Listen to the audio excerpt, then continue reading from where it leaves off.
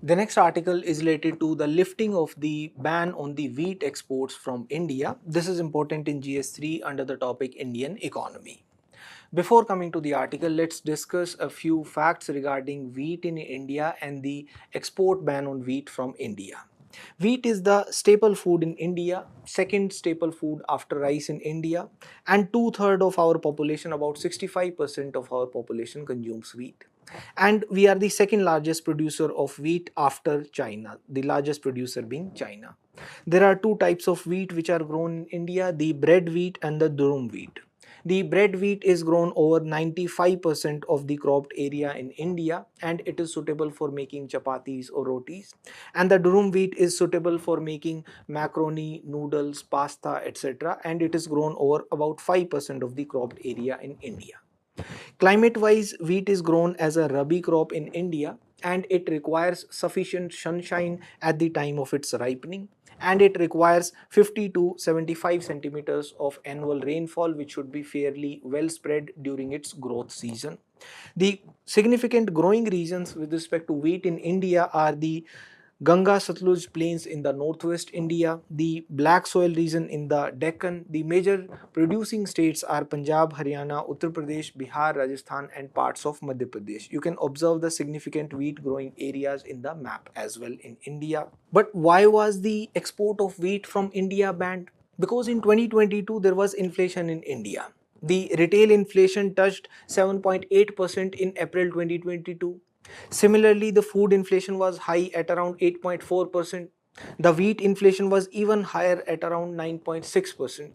Therefore, if wheat was allowed to be exported, the availability of wheat in India would have come down. At that time, there was a global food grain shortage also because of the Russia-Ukraine crisis. And if wheat was exported from India, the supply in India would have come down. The demand was the same. Because of the supply-demand mismatch, the inflation in wheat would have gone high, and therefore the domestic food security would have been a challenge. To protect the food security in India, therefore the government imposed a ban on the wheat exports, because the output of wheat in that year also declined in India. The production declined. You can observe from the graph that in 2021-2022 the production of wheat in India declined. Now, because there was a global food grain shortage, the private stockists in India, they procured wheat from the market. They wanted to export to the global markets, and therefore the private procurement went up. This led to the open market prices being higher than even the minimum support prices. The MSP prices were lower than the open market prices, which led to lower procurement by the Food Corporation of India. The FCI procurement came down. You can observe in the year 2022. Therefore, the buffer stocks also came down. So, to ensure, therefore, the sufficient availability of wheat in India, the wheat export was banned from India in 2022. Now that ban has been lifted. There were certain concerns with respect to the export ban on wheat in India. For example, there was a policy uncertainty. In May 2022, initially, India had sent delegations to countries like Indonesia, Thailand, Morocco to export wheat, to explore the exporting of wheat from India. But then the inflation data came in, and therefore, subsequently, the Indian government banned the export of wheat from India. And this led to a loss of income also for the Indian wheat traders. The Indian wheat traders who were going to export the wheat that they had procured from the open market, their income was lost. And simultaneously, but the availability of wheat was ensured.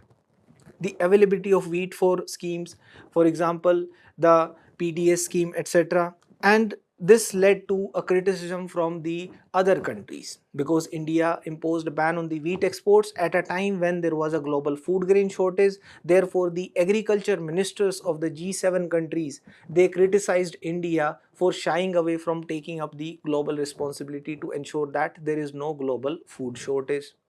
Now coming to the article, now India has allowed the export of 25 lakh metric tons of wheat along with an additional 5 lakh metric tons of wheat products, moving to lift the ban on shipment shipment of the cereal that it imposed in May 2022. Now the wheat stock availability with the private entities during 25-26 stands at approximately 75 lakh metric tons, which is nearly 32 lakh metric tons higher compared to the corresponding period last year. This substantial year-on-year increase therefore indicates that there is a comfortable supply position. And also on 1st April 2026, the total wheat availability in the central pool with FCI is projected to be around 182 lakh metric tons, which will ensure sufficient food security in India. Therefore, India has lifted the export ban on wheat. The next article is related to oil pricing, as the prices of petrol and diesel have remained almost frozen, whereas the prices of crude oil have come down significantly. This is important in GS3 under the topic infrastructure energy.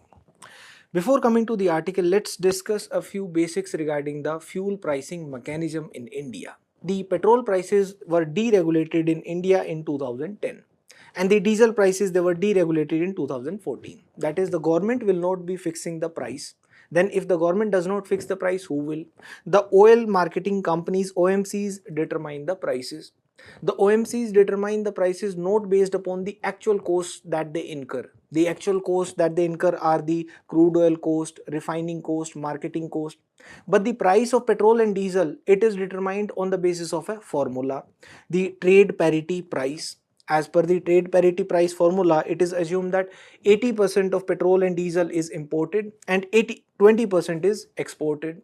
So the petrol price is based upon the price of the petrol in the international market. The petrol and diesel prices, they are based upon the prices of petrol and diesel in the international market, not the prices of crude oil in the international market. The international petrol and diesel prices, they generally move similar to the crude oil prices internationally, but sometimes they do not move in the same direction because of the demand supply dynamics. From June 2017 onwards, the daily pricing mechanism was adopted. That is, prices will be determined daily based on a 15-day rolling average international rate. But if you observe the petrol and diesel prices, they are different in different states, because apart from the trade parity price, there are three other factors which impact the prices. One is the excise duty charged by the central government. Another is the value added tax, the VAT, which is charged by the states, and it varies from state to state. And also the dealer commissions which are given to the gas stations. Now there are certain limitations also on the tax reduction on the petrol and diesel. For example, if the tax is reduced on it, it will contribute to the widening of the fiscal deficit, because even if 1 rupee cut is given in the petrol and diesel price, it leads to a huge loss to the exchequer, to about 25,000 crores per year loss. And it will affect the economic development, because it will bring the revenues for the government down. The reduction in the revenues will lead to the curtailment of the planned expenditure, therefore, and the outlay, the financial outlay for infrastructure and the healthcare sectors will also be affected. And the Indian actions have been under the watch from the global credit rating agencies also. They call the tax reduction regarding the taxes on the petrol and diesel as credit negative, because it leads to the widening of the fiscal deficit, and therefore it may lead to a sovereign ratings downgrade, and the sovereign ratings downgrade will lead to the outflow of the foreign capital. Therefore, the tax reduction on the petrol and diesel has not happened. Now coming to the article, the price of petrol sold in India has reduced just 1.9% since June 2022, although the price of crude oil has fallen 41.5% since then. The price of oil as captured by the Indian basket of crude oil rose to over $100 per barrel in the period from March to July 2022, soon after Russia invaded Ukraine. And you can observe from the graph also that the petrol price has remained almost constant, whereas the crude oil price has been coming down since 2022. And the oil marketing companies, when the crude oil prices went up, they increased the price of petrol to even 105 rupees per liter in April 2022. However, they later on froze it to 96 rupees per liter in May 2022. But they have been kept unchanged for more than 21 months thereafter until mid-March 2024. This freeze, however, marked an unofficial digression from the official dynamic pricing policy that was adopted in 2017. that we discussed, and the setting of the fuel prices as per the observations of the government, it is the exclusive domain of the oil marketing companies and the government has no part to play in this. But the pricing has been based upon convenience. The oil marketing companies in the past, whenever the crude oil prices are hiked, they pass on the hike to the consumers, they pass on in the form of the higher petrol prices. But when the crude oil prices have come down, they have not passed on the benefit of the falling oil price to the consumers. In a regulated system, whereas if the prices were not deregulated, then the consumer would have been insulated from both kinds of these shocks. Even the 1.9% reduction in the petrol prices since June 2022, that has been due to the cuts in the taxes on fuel rather than the actions by the oil marketing companies to reduce the price of petrol.